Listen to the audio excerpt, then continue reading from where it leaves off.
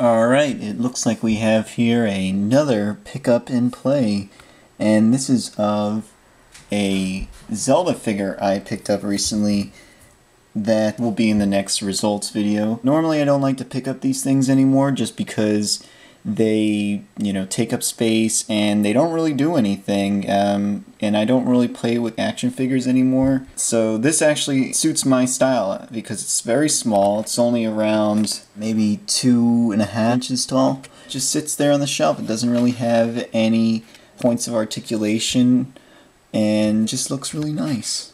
Reminds me of the old NES days of the Zelda games.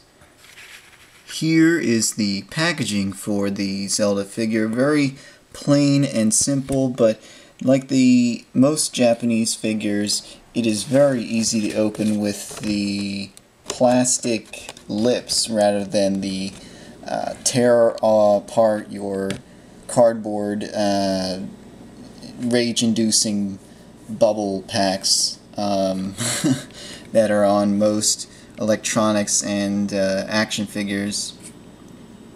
This is part of a series of figures called the Ultra Detail figure from Medicom Toys in Japan, and has several of the Zelda games as well as Mario games featured.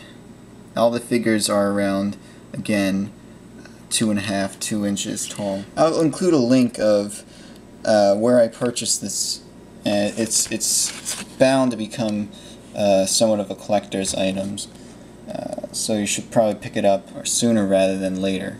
Your Link figure comes on a detachable base with the Japanese Zelda series logo. Anywhere it has orange underwear, which I'm sure everyone wanted to know. It looks very nice. The paint on it looks very clean. There's no real blur between the colors or anything, so they have a really nice paint job. But I do have to note that when I opened the package, it had a very strong hobby paint smell. There was a very toxic kind of smell, and it aired out pretty darn quickly, so that's not too much of a concern, but who knows what kind of paint they put on here in Japan.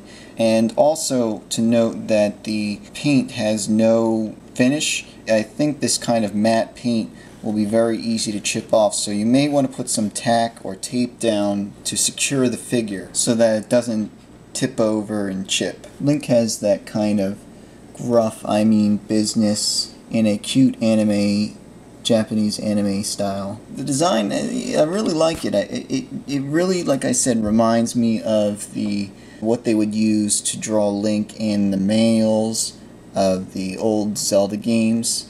You can actually see this pose he's making in the manual of the first Zelda game on the original NES. And that design is also carried through to the second game manual. Although in the second manual it looks like Link is older and maybe a little bit taller and kind of more lean. A little bit of the cute chubbiness of the first Link taking away. One of the things I really like is the detail on the back of the shield.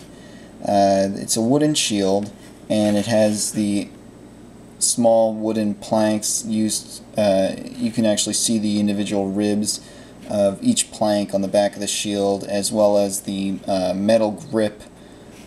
I also like the little rivets on the front of the shield around the cross, and the hilt of the sword has a red gemstone in it.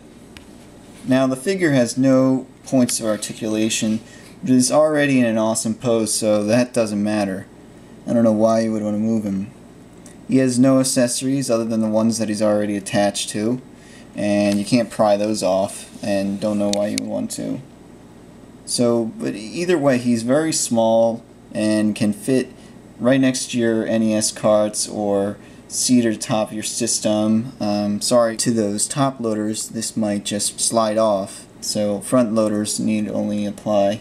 And pretty cheap to import. It cost me around $10 or so, $11 for the figure and for shipping, so it was darn cheap. It only took around 2 weeks or so to ship them out. So this is my full recommendation of this figure to any Zelda fan or just old school Zelda fan if you just play the older ones. Top-notch figure.